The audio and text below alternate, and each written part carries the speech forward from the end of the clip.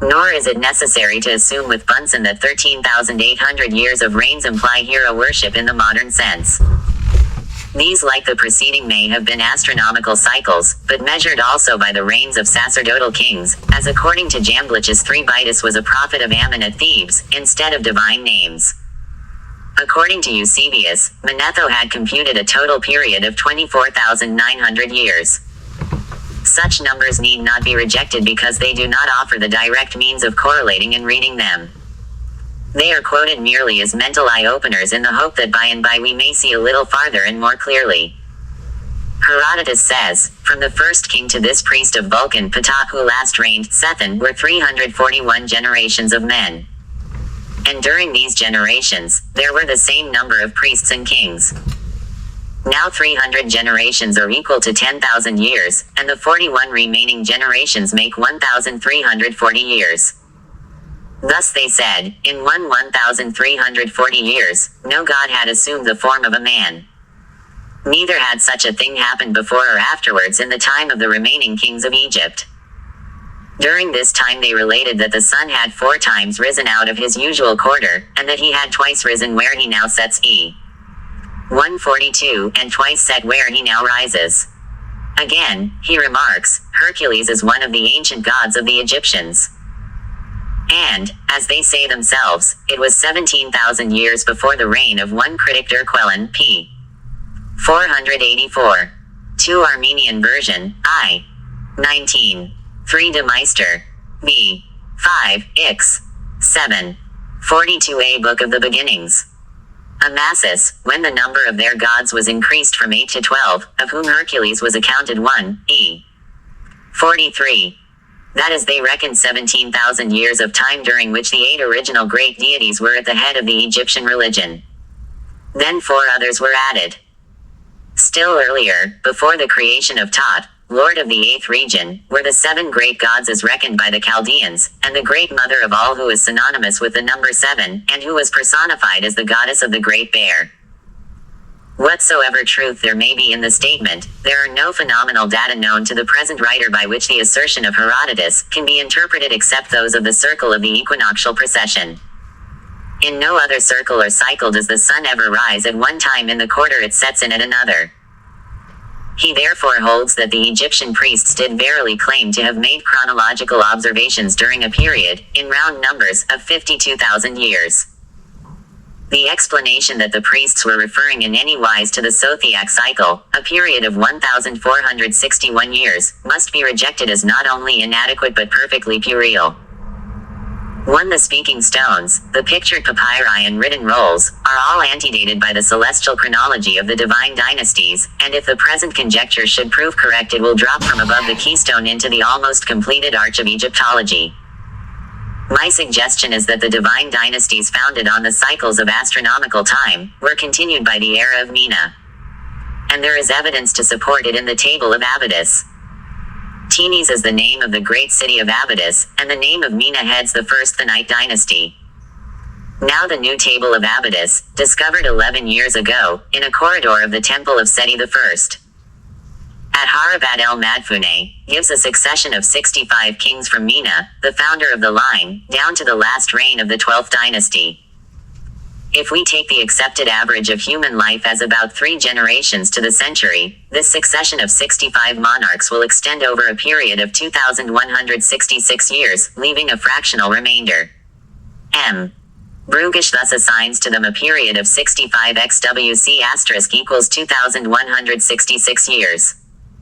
2. This is as near to the length of time during which the equinox remains in a single sign as need be, that time being 2,155 years.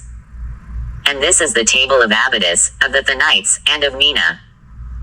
Also the table comes to an end with a break so abrupt, an interregnum of some kind so marked, that it leaves us staring into a chasm, which is at present without a bridge, and we have to leap or scramble from the 12th dynasty to the 18th. In further illustration of this interregnum, Marriott Bey has pointed out that the old Egyptian proper names of persons in the 11th and 12th dynasties recur in the same forms on the monuments of 1 Bunsen, Volume E. P. 60. 2 History of Egypt, Eng. Trail. Volume I. P. 33. Egypt. 43. The early part of the 18th dynasty, and the forms of the coffins are so alike as to be undistinguishable. Now the 11th and 12th are Diospolitan dynasties, and so is the 18th. After an interregnum of 5 dynasties, the Diospolitans resume, and continue, as it were, where they left off. Meanwhile the 13th dynasty introduces Sebek Ra. It is noticeable that towards the end of the 12th dynasty Egyptian names compounded with Sebek become increasingly frequent. Sut-Apet, i.e. Sut-Typhon, is the name of the mother of Mentusi, on a funeral stele of the 12th dynasty, whilst 2 of his sons are named Amenemha and Usertasen, and whereas these names appear on the monuments of this dynasty, names compounded with Amen and Osiris are never found in the 13th dynasty. Mariat Bey concludes from this that the later of the 2 families must have been the enemy of the more ancient one, the memory even of which it proscribed. 1. It was religious enmity. Sebek had taken the place of Osiris and Amen. The 13th may be called the Sebek dynasty. It is that in which the pharaohs are assimilated to the god Sebek Ra. In the list of scutcheons given by M. Brugish in his Histoire Ct Egypt, Plate 6, Fig. 109, and in Bunsen's list, the last monarch of the 12th dynasty is Sebek Nefer Ra. According to Brugish Bey, she was the sister of the last king of the dynasty, Amenemhat IV. And an heiress through whom the succession went by marriage to a new race, the Sebekeps are servants of Sebek. Possibly the name of this queen conveys the information that she was the continuer Nefer of Sebek as the ram-headed sun god Ra, whereas he had previously been the crocodile god of the Fayum, or country of the lake. Whether she is out of place here and should be the first of the 13th dynasty matters little.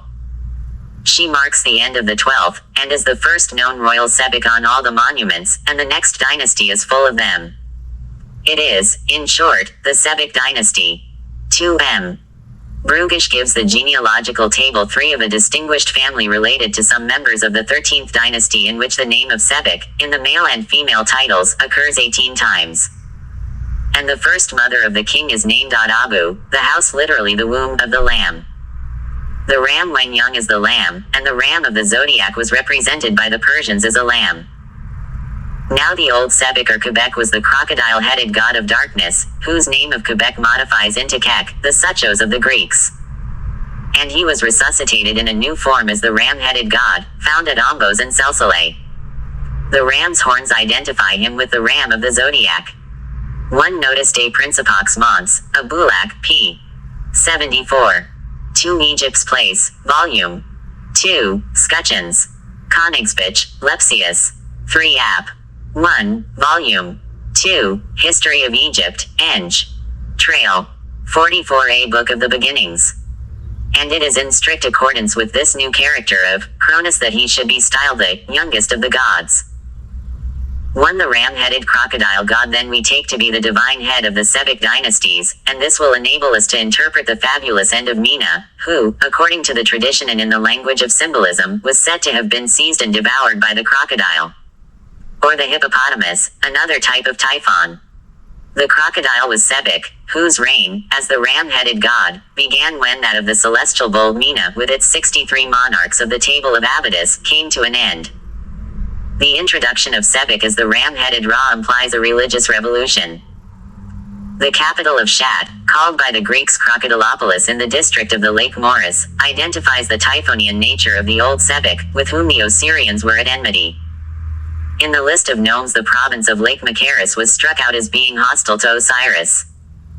In the Manethonian lists the names of the kings of the 13th dynasty are passed over in silence. Their Typhonian tendencies will account for this neglect by the scribe who was too strongly Osirian and anti-Typhonian to register the names of these servants of Sebek or Satan. Still the Typhonians also kept the chronology. Everything in Egypt being typical, the name of the temple of Harabat el Madfune, the Setter sunken Harabat in which the table was found, will now yield up its meaning. It was the Setter sunken abode of Har.